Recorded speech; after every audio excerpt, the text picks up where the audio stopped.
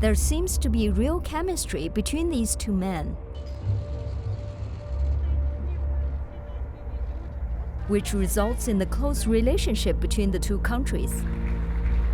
中俄战略合作没有止境，没有禁区，没有上限。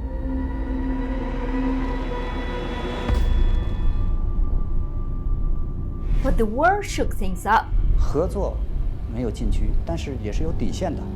这个底线就是联合国宪章所确立的宗旨和原则，是公认的国际法和国际关系的基本准则。Would this friendship cost Xi Jinping his third term as the supreme leader of China? Or will we see a China-Russia alliance overthrowing the so-called American hegemony after all?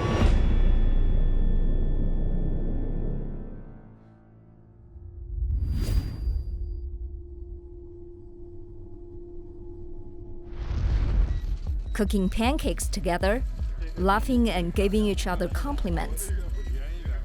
This is Xi Jinping and Putin at the seafood market during the 4th Eastern Economic Forum in Vladivostok, Russia's largest city in the far east of its territory. The city was ceded to Russia by China in 1860 and has remained a sour spot for the Chinese people since then. But this history did not affect the affinity between Xi and Putin. The harmony between them seemed real, especially compared to this. Я нашел ваше обсуждение очень полезным, because I think it gave me important insights into transition from an earlier era. То, что обе наши страны должны были сделать. This was Putin treating Obama to a traditional Russian breakfast in 2009 at Novo Ogoryevo, Putin's residence near Moscow, captured by the Euronews. Putin seemed unhappy and uninterested in whatever Obama had to say. The chemistry between the two is non-existent, in contrast to that between him and Xi Jinping. But after Ukraine, things are somewhat different. I believe both Xi Jinping and Putin probably felt betrayed by the other party to some degree. On March 23rd, China's Foreign Ministry spokesperson Qin Gang said this when being interviewed by the Phoenix TV. 合作没有禁区，但是也是有底线的。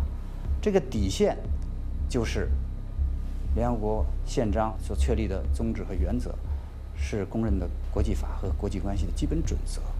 This is a walk back from Beijing's previous declaration that Sino-Russian strategic cooperation has no end, no restricted area, and no upper limit.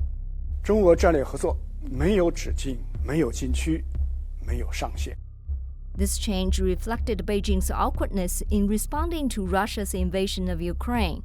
Prior to the invasion, Putin went to Beijing to attend the opening ceremony of the Winter Olympics, a much-needed vanity support for China and Xi Jinping. As appreciation for Putin's support and the will to strengthen the Sino-Russian relationship, China signed an estimated total of $117.5 billion in agreements to purchase Russia's oil, natural gas, and food over the next 2 decades. In retrospect, what would make this $117.5 billion purchase agreement weigh heavier is whether during that time Putin told Xi Jinping his real plan in Ukraine, that is, Russia was going to invade Ukraine. China expert Jiang Feng told me, based on his own observations in 4 areas, Putin did. Politically, on February 21st, the torch of the Winter Olympics were extinguished. And on the same day, Putin delivered a national video speech declaring the recognition of Donetsk People's Republic and Luhansk People's Republic as independent states. Some careful netizens found that Putin accepted the opinions of a senior official, while this official's watch in this video shows the earlier time, indicating that this so-called live video has been recorded long ago. Because the whole world knows that as long as the independence of these regions is recognized, it means that Russia has torn up the Minsk agreement and is ready for military intervention. In order not to give the West and Ukraine more preparations, Putin used a recorded video as a live broadcast. In addition to military considerations, they deliberately postponed the release time, let Xi Jinping finish his Winter Olympics to satisfy his will of a political show. Militarily, the Times reported on April 1st that according to an intelligence memorandum provided by the Ukrainian Security Service, China carried out a large-scale cyber attack on Ukrainian military and nuclear facilities in the prep stage before Russia invaded Ukraine. The Ukrainian Security Service said hackers coordinated by the Chinese government carried out thousands of attacks on more than 600 websites, including Ukraine's defense ministry and other agencies, which began before the end of the Beijing Winter Olympics and peaked on February 23rd, the day before Russia invaded Ukraine. If cyber attacks were taken as a part of a war, the Chinese and the Russian armies would have acted simultaneously at the first time of the war. That is politically and militarily, now economically. On February 24th, the Russian army officially invaded, and on the same day, the Chinese General Administration of Customs announced that China would import all territory Russian wheats because, there were normal testing procedures to comply with regulations. It is not difficult to see that this all territory wheat import operation was planned earlier. According to the U.S. Department of Agriculture, Ukraine and Russia are major wheat exporters, with Russia and Ukraine together accounting for 23% of global wheat trade in the year 2021 to 22. Chicago Exchange wheat price up 1.5%, its highest level since 2008. On the first day of a war, China acted ahead of time, took advantage of the price, and achieved an important strategic layout before the inevitable global food crisis. None of these three set preparations will be accidental. They are strategic actions that require time to prepare and that require coordinations of considerable numbers of departments. Therefore, it can be concluded that Putin has already informed Xi Jinping of the timetable for the war against Ukraine, and even from the point of a time when Xi Jinping ended the Olympic and Putin declared the independence of Donetsk, the timetable for Russia's invasion of Ukraine was probably jointly formulated by these two dictators. The Wall Street Journal reported on February 16th that right after Putin boarded the plane back to Moscow after meeting with Xi and attending the February 4th opening of the Beijing Winter Olympics, China's 7-member Politburo Standing Committee, China's final arbiter of power, had closed-door meetings for days. According to people with knowledge of the matter, one topic of intense discussion was how to respond to the Russian-Ukraine crisis and back Moscow without hurting China's own interests. The journal argues that Ukraine is an important member of Xi's signature Belt and Road Initiative, the vast infrastructure lending and construction program designed to put China at the heart of trade from Southeast Asia to Europe. State-owned Chinese engineering, power, and construction companies in recent years have invested billions of dollars in projects in the Eastern European countries. The war in Ukraine will hurt the Belt and Road Initiative significantly, plus supporting Russia will further alienate the West, which already sees China as its #1 rival. For this reason, Xi Jinping, who has been on the forefront of championing Putin for years, is under tremendous pressure for what has turned out in Ukraine.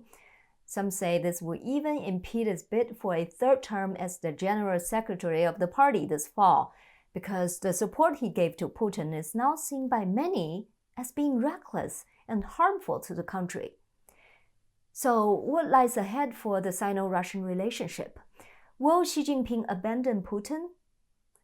One observation I would like to make is that the formation of the Sino-Russian partnership is not merely out of convenience, that is, the common goal of countering the United States.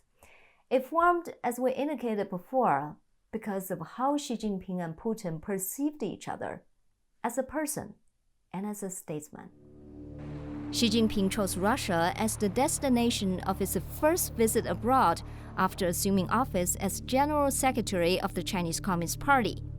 Since then, Xi has met with Putin 38 times, more than he has with any other world leader. When Xi visits Russia, Putin usually receives him at the Kremlin. According to Russian media, this is a very high courtesy, as for some time, Novo-Ogyarevo, on the outskirts of Moscow, was the official residence of Putin, where he usually receives foreign guests. But all activities related to the visit of the Chinese president were arranged in the Kremlin. The official ceremony was held in the most famous George Hall in the Greater Kremlin. The ceremony was grand and luxurious, just as the resplendent George Hall itself.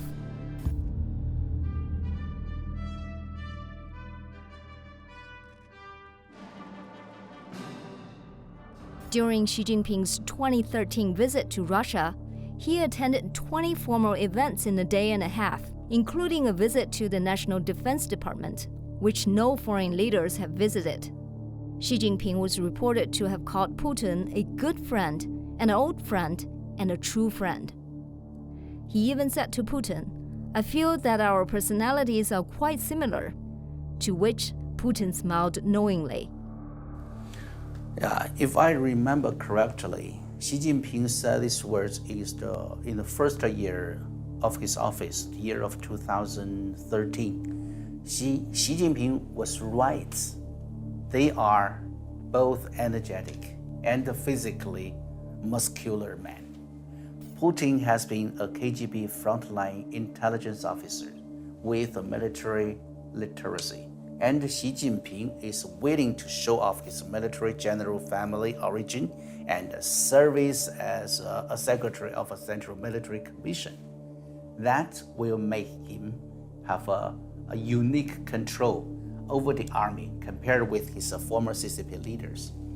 You know, the funny thing is, Xi Jinping's words became a prophecy that they too were not only similar when their energy was good, but also similar when their bodies were not good at the same time, under great pressure because the news came out and watched TV. The two people need a doctor at the same time. Of course, Xi's mentioned character, I'm afraid to say that the political character is more described. Both Putin and Xi like to dream. Putin dreamed of a great Russian rejuvenation, and Xi Jinping dreamed of China's rejuvenation. In addition, in terms of greed for power, Xi Jinping's revised the constitution in 2018 to give himself the opportunity to stay in office, while Putin amended his constitution in 2020 to keep himself from retiring for a lifetime. Besides similarities on personalities and political aspirations, the two men learned from each other, though Xi learned more from Putin. When Xi Jinping came to power in 2012, Putin had been in power for more than a decade. Russia in 2000 and China in 2012, when Xi took office, had many similar problems.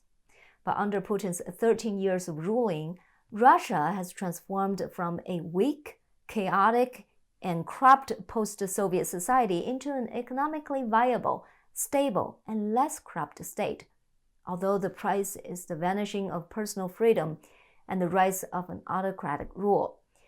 But for Xi Jinping, this is not a drawback, but an advantage. When we analyze Xi Jinping's policies and strategies in dealing with political opponents and dissidents, we see a striking resemblance between him and Putin. When Putin first took office, he waged an anti-corruption campaign that targeted political rivals. This campaign helped him gain popularity among the Russian people and paved the way for his continued rule. In 2004, Putin was re-elected to the presidency by a huge majority. Xi Jinping copied this playbook almost word by word. He waged the biggest anti-corruption campaign in the Chinese Communist Party's history after he took office. The initial goal of this campaign was to eliminate the power and influence of his political rivals who allegedly attempted a coup to remove him from the top leadership.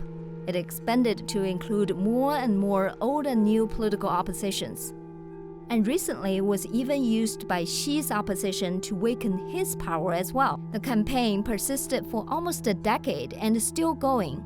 More than 100,000 officials have been indicted for corruption, and more than 1.3 million lower-level officials have been punished.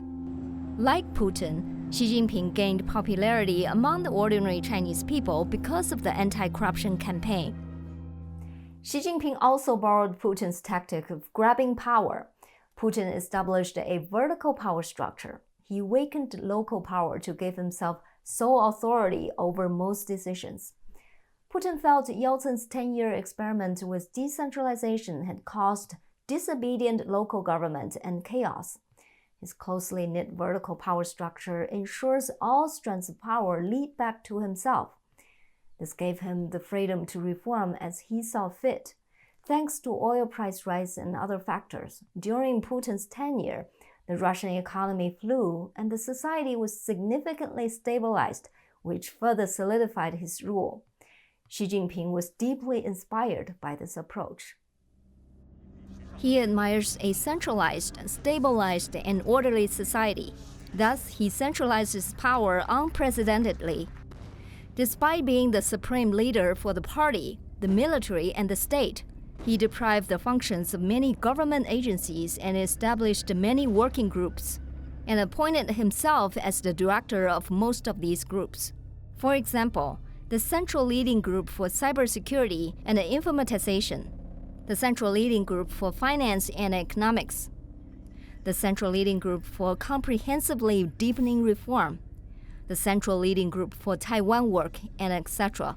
Xi was given a nickname, the Chairman of Everything. After the 19th National Congress, Xi Jinping has established himself as the most powerful ruler since Deng Xiaoping. Xi Jinping thought was written into the party constitution, which means that Xi had the same footing as Mao Zedong. There are other similarities between Putin and Xi Jinping. For example, they both suppressed the media and political dissidents. For a Communist Party leader, Xi Jinping's suppression of free information is expected, but he did more than his predecessors. China, in general, is more ideologically rigid under Xi Jinping than under Hu Jintao and Jiang Zemin. Despite the similarities, there is one big difference between the two men. 我志愿加入中国共产党。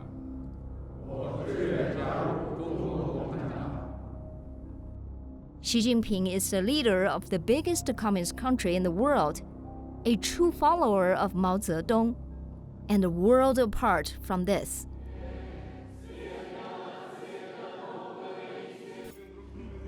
Putin is Russian Orthodox.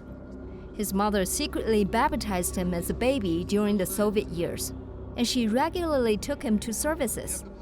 According to Putin, shortly before an official visit to Israel, his mother gave him his baptismal cross, telling him to get it blessed. Putin said he never took it off since. Can these two men with vastly different metaphysical views be true friends? To be friends? Even when China and Russia have the same political system in history, that is in the Soviet era, when beliefs and the values were the same, the two regimes cannot become true allies.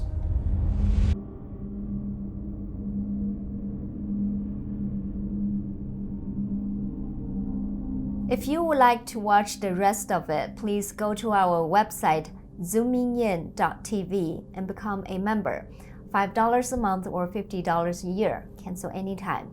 You will have access to my extended interviews and full in-depth reports. For those who are not quite ready to become a member yet, you are welcome to visit our website as well. We have all the shows you can watch on YouTube, plus transcripts on our website. YouTube only allows for a short description, but on our website, we post the full transcripts. You can simply donate to us on that website as well. Finally, I would also like to thank our sponsor, Shenyun Performing Arts. Enjoy Shenyun at your nearest theater. And for Zooming In members, you can get discounted tickets at shenyun.org/Simone-Gao. Have a great day, and I'll see you very soon. You are not just watching a performance. You are witnessing a culture reborn. Now, you'll see what the modern world has never seen. China, before communism. Shenyun 2022. Live on stage. Get tickets now at shenyun.com.